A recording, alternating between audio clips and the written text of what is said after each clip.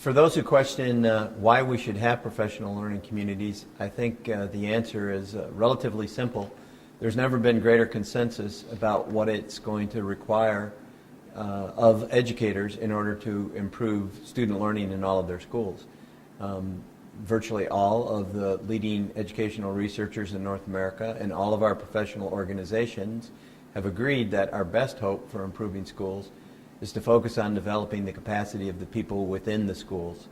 There's just been an international study done by the McKinsey Group by Sir Michael Barber where they looked at the highest performing school systems in all of the world. And they said that the one thing that those systems had in common was an understanding that a system can only be as good as the people within it.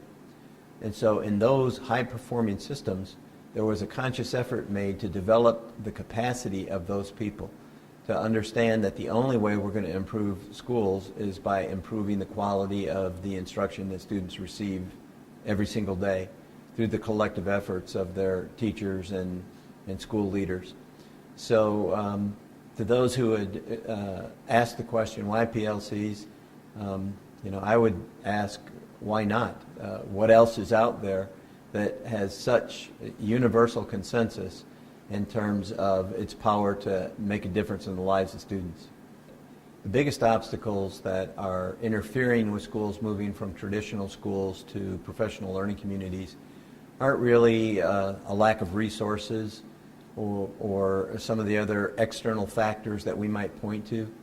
The biggest obstacle is overcoming our own traditions and the mythology that persists in education. Mythology that says things like the way to improve schools is by hiring heroic individual teachers who close their door and make a difference in the lives of their students and are sort of indifferent to what else is going on around the school.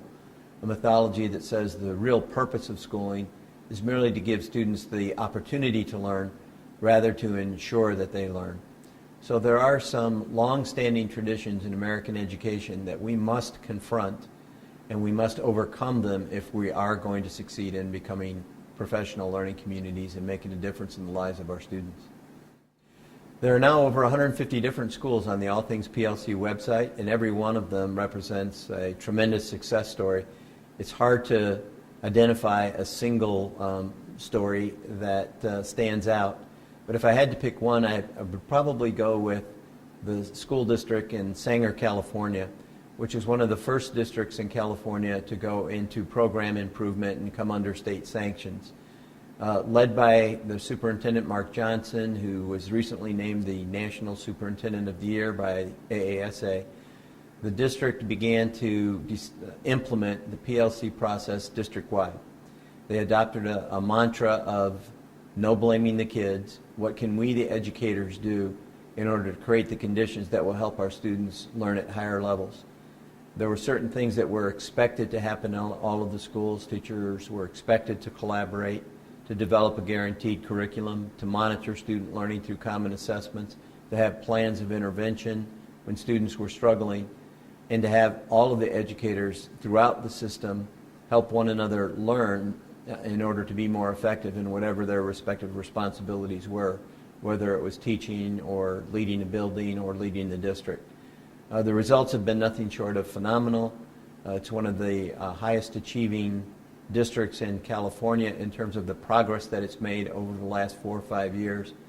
And Michael Fullen, who's looked at effective school systems all around the world, picked Sanger as one of 4 school systems in the world that he wanted to highlight in a video of successful district-wide implementation of school improvement. So there are many, many stories that warm our hearts and keep us inspired and motivated to continue doing our work. But Sanger is one that's particularly touching. They have over 80% poverty, 80% minority, and yet every year student achievement is improving in that district, in every school in the district. It's a wonderful story.